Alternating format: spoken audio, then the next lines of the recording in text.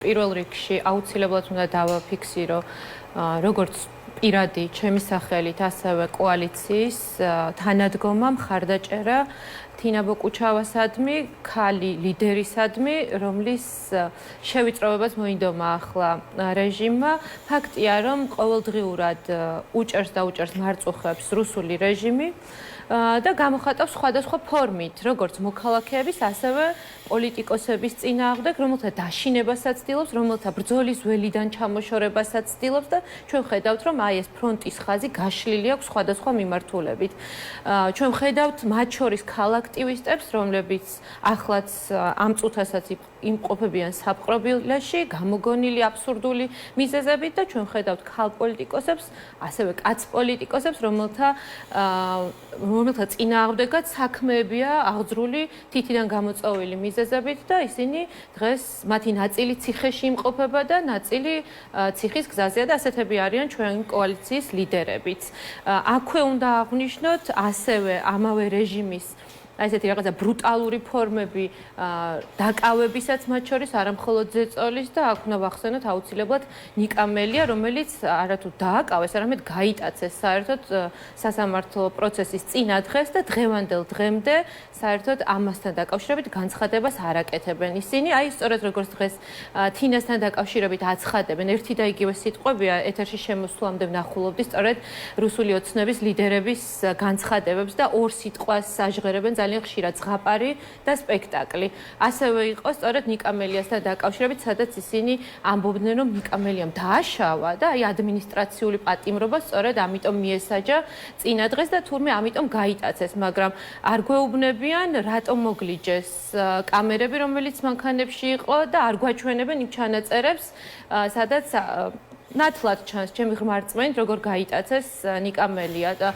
თუ რაიმე დააშავა, მაშინ ამ კამერებზე აუცილებლად ასახული უნდა იყოს. დღეს მე-12 დღეა უკომისი დაკავებიდან და ჩვენ ხედავთ, რომ არანაირი გამოხმაურება ამას არ ქონია. ისინი უბრალოდ საკუთარი ელექტორატისთვის ალბათ და მათ შორის ჩვენთვისაც ძალიან ესე მტკიცედ უბრალოდ აცხადებენ, რომ ჩვენ ყველანი დამნაშავეები ვართ და მე ვფიქრობ, ერთადერთი დანაშაული, რაც თითოეულ ჩვენგანს აქვს, ეს ჩვენი სამშობლოს სიყვარულია და ბრძოლა ამ სამშობლოს დამოუკიდებლობის და თავისუფლებისთვის. და აი დღეს რაც ვნახეთ, ეს არ ვიცი, რანაირად შეიძლება რეჟიმმაც კი არ გააკეთოს რაღაცა ისეთი მოჩვენებითი განცხადება მაინც, რომ ქალ პოლიტიკოს ლიდერს აი ასეთი გზებით და მეთოდებით ყოველდღიურად ამაზრზენი მეთოდებით ებრძვიან და ცდილობენ, რომ ის გააჩუმონ და მეტიც მას კიდევ ბრალს დებენ იმაში, რომ ის რაღაც ზღაპრის და სპექტაკლის გმირია და ასეც აქვს ადგილი. ხო, ნუ აქ კიდევ ესეთი განცხადებები იყო, რომ აი თინა გაჩვენება ვის რაში ჭირდება და ასე შემდეგ, ნუ რა საფრთხეს წარმოადგენს და ასე. თქვენ როგორ ფიქრობთ, ანუ მართლა რა საჭირო იყო ხა ეს ყველაფერი რა პრობლემა შეიძლება ექნებოდეს ნაციონალურ მოძრაობისგან დღეს ხელისუფლებას ან თქვა თინა ბოკუჩავასთან. ეს ემსახურება, ეს განცხადება, კონკრეტულად ეს განცხადება ემსახურება დაკნინებას მხოლოდ და მხოლოდ საზოგადოების თვალში ერთ-ერთი ლიდერის, ქალი პოლიტიკოსის, რა თქმა უნდა, ის წარმოადგენს ერთ-ერთ წინახაზის მებრძოლს, იმიტომ რომ პროდასავლური პარტიის ლიდერი არის, რომელსაც ყავს თავისი მნიშვნელოვანი ელექტორატი და რომელსაც აქვს გავლენები, რა თქმა უნდა, ამ ელექტორატთან დაკავშირებით და რაც ყველაზე მთავარია, აქვს მკვეთრი პოზიცია, განსაკუთრებით თანმიმდევრულობასთან დაკავშირებით და ერთ-ერთი ასეთი ადგილობრივი თვითმმართველობის არჩევნებიც არის მათ შორის, რომელში შეთრევასაც ცდილობს დღეს რუსული ოცნება პროდასავლური პარტიების და ამას ვერ აღწევენ ისინი, როგორც ჩვენ ხედავთ და საბოლოო ჯამში ცდილობენ, რომ როგორღაც შეტევა განახორციელონ ამ პარტიების ლიდერებზე და ძალიან ბუნებრივია ეს ყველაფერი, იმიტომ რომ აგერ ჩვენი კოალიციის 4 ლიდერიდან 3 ციხის გზას გაუყენეს და ნაციონალური მოძრაობის და იმ კოალიციის ერთ-ერთ ლიდერს აი ასეთი ამაზრზენი მეთოდებით ებრძვიან. აქვე უნდა აღინიშნოს, რომ ამ მეთოდებში არაფერი ახალი არ არის, მათ აი ეს ყველაფერი, რასაც თავად აპელირებენ, ქართველობა, კაცობა, ტრადიციები, ქალის პატივისცემა ეს ყველაფერი დააკნინდეს მთელი ამ პროცესების მანძილზე და განსაკუთრებით გაყალბებული არჩევნების შემდგომ და ამას ჩვენ ყოველდღიურ რეჟიმში ვხედავთ, როდესაც ისინი ქალებს აყენებენ შეურაცხყოფას და აი ესეთი ამაზრზანი მეთოდებით ებრძვიან. ხო, ბატონო, კოტე იოსელიანის გამოჩნდა თავად, სოციალურ ქსელში გაავრცელა როგორც ჩანს ეს კომენტარი. ნაციონალური მოძრაობის ყოფილი წევრი კოტე იოსელიანი ვიდეო ჩანაწერის მეშვეობით უტა ივანიშვილისთვის ბოდიშის მოხდის შემდეგ პირველ კომენტარს აკეთებს და სოციალურ ქსელში პოსტს აქვეყნებს, რაზეც ერთხელ უკვე მოხდილი მქონდა ბოდიში სამართლიანად, იმაზე მეორედ ბოდიშის მოხდა არ ყოფილა არანაირი მორალური თუ პრინციპული კომპრომისი, რაც მით უმეტეს განსაზღვრავდა ჩემი შვილების უსაფრთხოებას. რუსული მდაბიო მოღალატეობრივი და ანტიქართული რეჟიმი უნდა განადგურდეს და ამაში ისევ იქ ვდგავარ, სადაც ყოველთვის ვიდექიო, წერს სოციალურ ქსელში კოტე იოსელიანი. ხო, იმედია უფრო მეტ დეტალს მოყვება ისიც და სხვაებიც რა მოხდა და როგორ მოხდა ეს გატაცება, ალბათ ჩვენება თუ მისცეს პოლიციას იქაც ამას მოყვებოდა და იქ იმედია რაღაც კამერების ჩანაწერებიც არსებობს. ქუჩაში თუ ქუჩიდან მოხდა ეს ყველაფერი, სადღაც ყველგან კამერა დგას და არ ვიცი იქ შეიძლება. მე არ მაქვს ამის იმედი, სიმართლე რომ გითხრათ, რომ რომელიმე კამერის ჩანაწერს ამოიღებენ და გვაჩვენებენ, როგორ გაიტაცეს ადამიანი და წაიყვანეს ერთ-ერთ სამართალ დამცავს ვეღარ უწოდებ ამ სტრუქტურებს და სისტემებს, იმიტომ რომ დღეს ახლა უკვე უბრალოდ ხელმძღვანელი შეცვალეს და გელაგელაძის ხელმძღვანელობით ვნახავთ ჩვენ პროცესებს, რომელიც იმართება შინაგან საქმეთა სამინისტროს მიერ და არანაირი მე არ მგონია რომ ამ კადრებს გაასაჯაროებენ, ისევე როგორც ნიკამელიას მანქანების ჩანაწერები 12 დღე არ გასაჯაროვებულა და მათ არ წარმოუდგენიათ მტკიცებულება იმის, რომ მან რაიმე დაარღვია სასამართლო პროცესის წინ, მით უმეტეს იმ პროცესის წინ, როდესაც ის ისედაც ელოდა დაკავებას და უბრალოდ მიდიოდა გადაცემაში სტუმრად. ამიტომ მე არ მაქვს მოლოდინი, რომ ამ კადრებს წარმოადგენენ და ოჯახის ხელყოფასთან დაკავშირებით, აი როდესაც ოჯახის სიწმინდეზე და რაღაც ოჯახურ ღირებულებებზე საუბრობენ, ესეც უნდა აღვნიშნოთ აუცილებლად. აი ოჯახის ხელყოფასთან დაკავშირებით მტკიცებულებებს წარმოადგენენ გელაგელაძის სტრუქტურის საწინააღმდეგოდ. ამის არანაირი იმედი არ მაქვს, მაგრამ მაგერ გამოჩნდება ამ დღეებში, ალბათ უახლოეს მომავალში რას ქონდა ადგილი. ეს გატაცება ახსენეთ, მელიას დაკავებასაც გატაცებას უწოდებთ, ხო? მოდით აუხსნათ მაშინ ჩვენს რადიო მსმენელებს, რატო უწოდებთ მის დაკავებასაც გატაცებას. დიახ, ეს იყო გატაცება, იმიტომ რომ ნიკამელია გადაადგილდებოდა ლისის მიმართულებით, სადაც ერთ-ერთ გადაცემაში იყო სტუმრად მოწვეული. ძალიან ჩვეულებრივ გადაადგილებას ჰქონდა ადგილი, გააჩერა საპატრულო პოლიციის ეკიპაჟმა და იმ მოტივით, ვითომ და უნდა შემოწმებინათ შუშების დაბურვის ხარისხი, შეაყოვნეს ისინი და როდესაც აი ამ საპატრულო პოლიციის თანამშრომელმა დაინახა მანქანაში, რომ ნიკამელია იმყოფებოდა, რაც იქ გადასცა თავის ზემდგომებს ალბათ ან თანამშრომლებს, რომ ობიექტი ადგილზე იყო და ამ დროს აი ზუსტად ლისის სერპანტინებთან ვეძის ზევით, სადაც არის ფიჭვნარი, იქიდან გადმოხდა 50-დან 60-მდე ადამიანი, რომლებმაც გადმოათრიეს ფაქტობრივად ნიკამელია მანქანიდან, მისი დაცვის განეიტრალება მოახდინეს, საკმაოდ შეურაცხყოფელი სიტყვებით და მუქარით, მათ შორის დაცვის წევრებზე და მდინარაზე თქვა, რომ თუ არ უნდა დაკავებაო, არ მიაყენებდაო შეურაცხყოფასო პოლიციელებს. ხო და ასეც ადგილი არ ქონია ამაშია საქმე, რომ იმ მანქანაში არაერთი კამერა იდგა თან, ერთი კამერა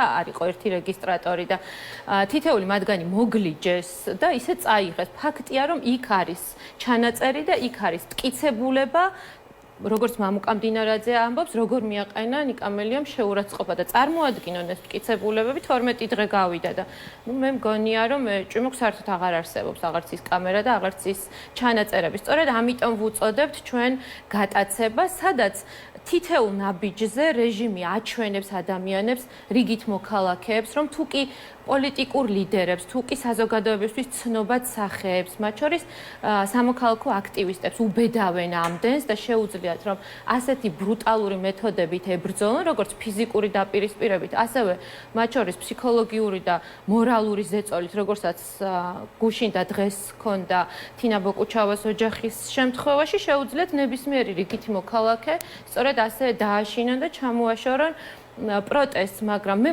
გონია რომ ეს ხალხი ან ქართველის გენს და რაღაც ისტორიას არ იცნობს ნორმალურად, იმიტომ რომ სხვაგვარად შეუძლებელია უბრალოდ ასეთი ტიპის მეთოდებით ებრძოლო საკუთარ მოქალაქეებს, თუ კი კარგად იცნობ მათ გენეტიკას, იმიტომ რომ ერს არ ქონია შემგუებლობა რუსულ რეჟიმთან არასდროს და ახლა ძალიან შემოკლებულ დროში და ძალიან დაჩქარებულად სწრაფი ნაბიჯებით გადაწყვიტეს, რომ გაცხადებულად ჩვენ გავხდეთ რუსული გუბერნიის რაღაც სახეობა, მაგრამ ამას ადგილი არ ექნება მით უმეტეს ამ საუკუნეში. რაღაც გატაცებების მცდელობაზე და ასე შემდეგ საუბრობ თუ გატაცებებზე, რომელსაც მოქმედებებს, რომელსაც ხათინა ბოկუჩავას გატაცებას უწოდებს და თქვენს გატაცებას უწოდებს, კიდევ ერთი ადამიანი, ვინც მის დაკავებას გატაცებას უწოდებს, არის ბატონი ბაჩიაშვილი და რომლის განცხადებასაც ასევე გავაცნობ ჩვენს მაყურებელს, რომელიც დღეს მან სასამართლოზე გააკეთა პატივცემულ მოსამართლე მიმართა დღეს ბაჩიაშვილმა მოსამართლეს 13 წელი მუშაობდა ივანიშვილისთვის სტრუქტურაში. საჯაროდ განაცხადა, როგორ ხდებოდა სახელმწიფოს მიტაცება. მან პირდაპირ მომთხოვა იმ ანტიდასავლური, ანტიევროპული წერილების გამოქვეყნება, რომელსაც დღემდე ბატონი შათირიშვილი აქვეყნებს. ზუსტად აქ ჩაეყარა საფუძველი იმ დაპირისპირებას, რომელიც ჩვენ შორის მოხდა. ივანიშვილმა მომიწყო სასამართლო პროცესის იმიტაცია, რომელიც 2 წლის განმავლობაში მიმდინარეობდა. ერთ-ერთი გზა დამიტოვა ჩემბერის ხელში აღება. ამაშია მთელი უბედურება, თუმცა ესეც არ ეყო და შემდეგ კრიმინალურ მეთოდს მოტაცებას მიმართავ ამბობს ის. ამ ბაჩიაშვილის გატაცებაზე საუბრობს. იმ მეთოდს, რომელიც 90-იანებში მას ძმა მოსტაცეს. იმ მეთოდს, რომელთაც კალაძეს მოსტაცეს ძმა ზუსტად იგივე მიზნით, ფულის გამოძალვის მიზნით. ერთადერთი სხვაობა ის იყო, რომ იმ გამომძალველებს და მომტაცებლებს სახელმწიფო მიტაცებული არ ჰქონდათ. ყველა ნორმის დარღვევით, თავზე მეშოკ ჩამოფარებული, უკანონოდ საერთაშორისო კანონის დარღვევით საქართველოში ჩამომიყვანესო ამბობს ბაჩიაშვილი. ეს იყო ივანიშვილის შეკვეთით და სუსის მიერ შესრულებული სპეცოპერაცია. და აქვე ამბობს საინტერესო რამის, ბატონი ანრი ოხანაშვილი, მოგხსენებათ ის სუსის ახალი უფროსია, იმყოფებოდა იმ ბორტზე, რომლითაც მე მომიტაცეს. თქვენთვის ალბათ გასაკვირი არ არის, მაგრამ ამ დანაშაულს სუსი იძიებს. ანუ სუსი იძიებს თავის მიერ ჩადენილ საერთაშორისო დანაშაულს. მე როგორ ვიპოვო სამართალი, სად დავიცვა თავი, როგორ ვანდო თავი იმ სასამართლოს და ასე შემდეგ უკვე სასამართლოზე საუბრობს.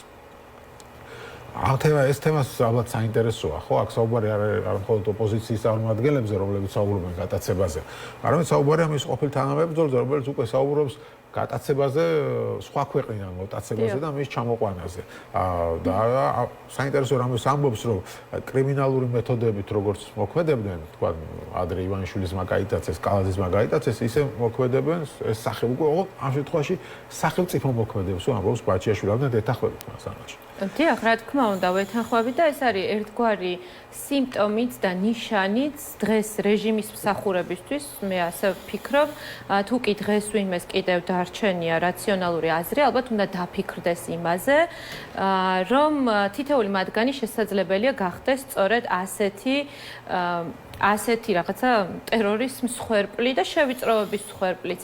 ეს არ არის ახალი ამბავი, რომ ისინი თავიანთ თანამებრძოლებს შემდგომ უკვე მათ შორის აგერ სისხლის სამართლის საქმით დევნიან. ჩვენ ვნახეთ ბატონი გახარიას ეგრეთ წოდებულ კომისიაზე მისვლა და მასთან კომუნიკაციის ფორმა, იმიტომ რომ ის იყო მათი ერთ-ერთი ესეთი მნიშვნელოვანი ლიდერი, შეიძლება ითქვას, რომელსაც საკმაოდ გავლენები ჰქონდა არა მხოლოდ სახელისუფლებო ვთქვათ ფრთებში, არამედ მათ ელექტორატშიც და ჩვენ ვნახეთ, როგორი დამაკნინებელი იყო მისდამი დამოკიდებულება. და იგივე არის ბაჩიაშვილის შემთხვევაში, მას არ ეკავა პატარა პოზიცია და ის არ წარმოადგენდა მცირე ფიგურას აღნიშნული რეჟიმის წარმომადგენლებისთვის ამ შემადგენლობაში. ამიტომ თითოეული ის ადამიანი, რომელიც დღეს წარმოადგენს რეჟიმის მსახურს, აუცილებლად უნდა დაფიქრდეს იმაზე, თუ რას და ვის ემსახურება. გარდა იმისა, რომ ისინი საკუთარი შვილების და მომავლისთვის იქნებიან აუცილებლად შერაცხულები მოღალატეებად და დამნაშავეებად, სადაც სამშობლო იყიდება პირდაპირ მნიშვნელობით, ასევე უნდა დაფიქრდნენ იმაზე, რომ წარმოადგენენ დანაშაულებრივი დაჯგუფების გარკვეულ ჭანჭიკებს, რომლებიც უბრალოდ დავალებას ასრულებენ ერთი კაცისთვის, რომელსაც თავის მხრივ აქვს რუსეთისგან მიღებული ძალიან მნიშვნელოვანი დავალება და ეს შესასრულებელია აუცილებლად. კი ბატონო, და ეს თემა რო შევაჯამოთ, ვიდრე ადგილობრივი არჩევნების თემაზეც მინდა თქვენ გითხოთ.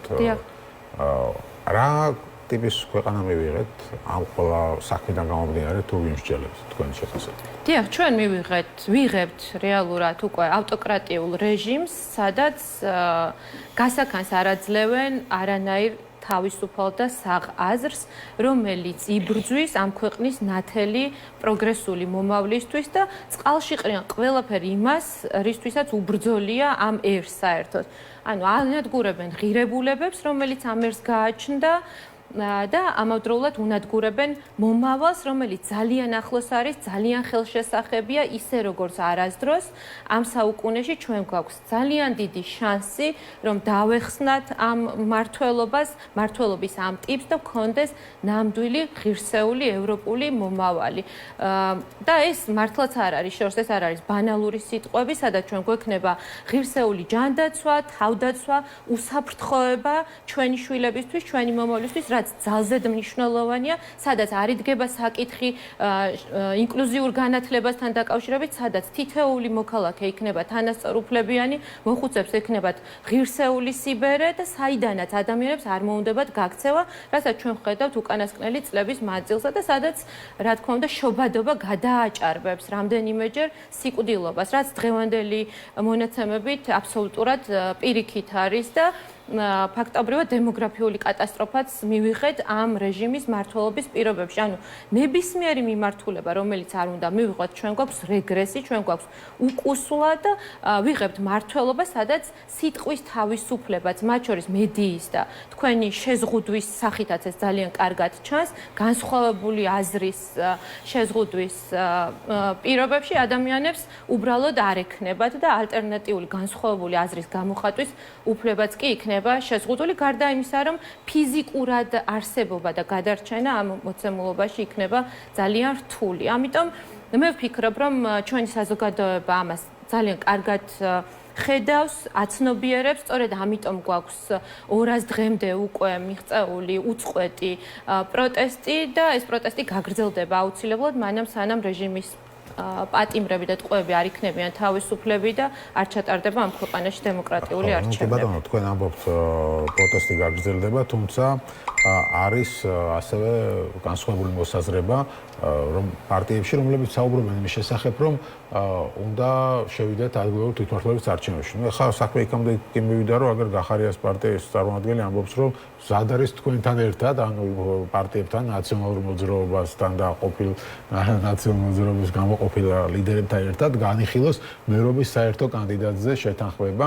აი ბექა ლილუაშვილმა თქვა, თუ პარტიები არჩევნებში მონაწილეობასთან დაკავშირებით შეთანხმება შეძლებენ, გაგვიხარდება აუცილებლად შეუერთდებით მერობის ნეიტრალური კანდიდატების შესახებ განხილვას.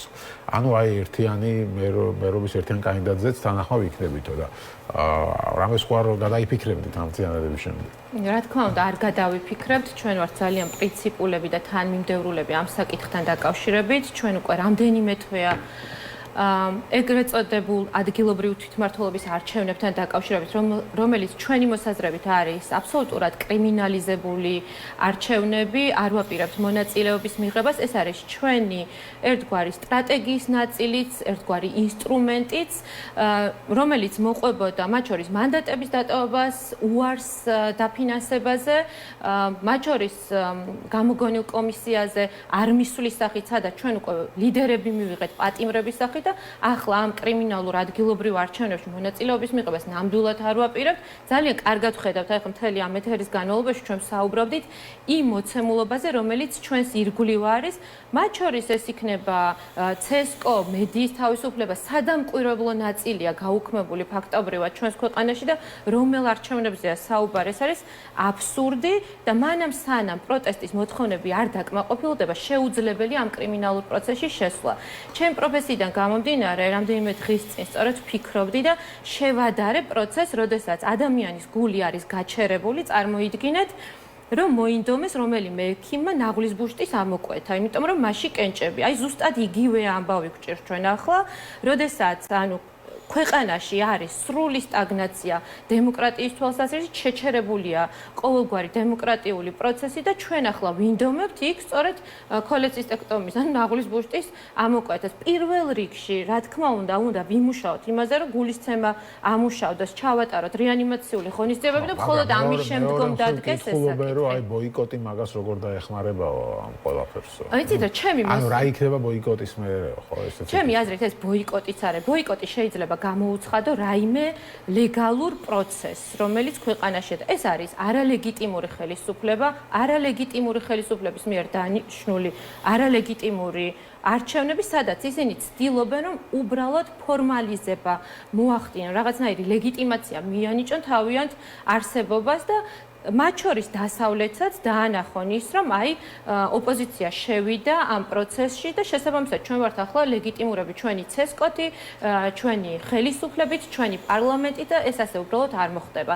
ჩვენ ამ პროცესს და აი ამ გარკვეულწილად ბოიკოტს არა უარს კრიმინალურ პროცესზე ვამბობთ იქიდან გამომდინარე, რომ ეს არის ერთგვარი ამავდროულად ინსტრუმენტი იმისთვის, რომ გაგრძელდეს არაღიარების პოლიტიკა, გაგრძელდეს ართანამშრომლობის პოლიტიკა და საბოლოოდ აი ჩვენი თანმიმდევრული ნაბიჯები მივიყვანოთ ბოლომდე და ის მსხვერპლი, რომელიც ახლა გაღებულია, იყოს ღირებული და ნამდვილად მსხვერპლი არა მხოლოდ რეჟიმის პატიმრების სახით, არამედ იმ 500-მდე ძვლებ დალეწილი ადამიანების სახით, რომლებიც ნოემბერში და დეკემბერში იყო ძალიან დიდი ძალადობის მსხვერპლი ფიზიკურისაც და ფსიქოლოგიურისაც და რომელიც დღევანდელ დღემდე გრძელდება და ამასთან დაკავშირებით ჩვენ არაერთი მაგალითი მოვიყვანეთ ახლა თქვენს ეთერში და ვისაუბრეთ და ამაზე შეიძლება დაუსრულებლად ვილაპარაკოთ. ამიტომ ამ ყველაფერს ჩვენ წყალში არ გადავყრით, ჩვენ ლიდერები ყუილად და გაუმართლებლად არ მიდიან ციხეში იმისთვის, რომ რაიმე სახით ლეგიტიმაცია მივანიჭოთ. არის გამოჩერება დაითანხმონ თქვენი პარტია, რომ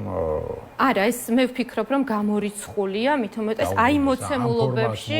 ანუ ლელო ამბობს, რომ მოდი ვილაპარაკოთ და ერთად ვიმსჯელოთ. ჩვენ ლელოს ამ ლაპარაკს და აზრის დაფიქსირებას ვთავაზობდით რამდენიმე თვის წინ, როდესაც საზოგადოებაში გაჟღერდა ამასთან დაკავშირებით კითხვები და მაშინ მივიღეთ გარკვეულწილად კონტრშეკითხვებით და კრიტიკაც, რომ ეს ერთგვარად სუსის და ოცნების შემოგდებული თემა იყო, მაგრამ ამას ნათლად და მკაფიოდ შეიძლებოდა გაცემოდა პასუხი, როგორც ჩვენ გავეცით პასუხი, რომ ჩვენ არ ვაპირებთ უბრალოდ კრიმინალურ პროცესში და დიახ ადგილობრივი თვითმმართველობის არჩევნები დღევანდელი აი ამ მოცემულობებით, რომელიც დღეს გვაქვს, არის ნამდვილად კრიმინალური და ეს არ გადაიხედება უბრალოდ იქიდან გამომდინარე, რაც უკვე ჩამოთვალე, ჩვენი ორი ლიდერი ციხეშია, მესამე გზაზე არის, ჩვენი პარტიის წევრები დაკავებულები არიან. მხოლოდ რომ შეხვალთ არჩევნებში. მხოლოდ მათი გამოშვება ვერ იქნება სავაჭრო საკითხი და ამასთან დაკავშირებით არა მხოლოდ ვთქვათ პოლიტიკური სპექტრის წარმომადგენლობა განაცხადეს, არამედ რეჟიმის პატიმრების ოჯახის წევრებმაც, იმიტომ რომ ეს ადამიანები გაყალბებული არჩევნების გამო სხედან ციხეს, ჩვენ ეს არ უნდა დაგვაუწყდეს. გაყალბებული არჩევნების პროტესტის გამო სხედან ციხეში და ამის გამო იმყოფებიან 4 კედელში მოქცეულები და რა თქმა უნდა თუ კი ჩვენს მიერ დაყენებული მოცემულობები არ შეიცვლება და არ გვექნება დემოკრატიული არჩევნების რაიმე სიმპტომები, მაინც ჩვენ ამ პროცესში შესვლას ნამდვილად არ დავთანხმდებით.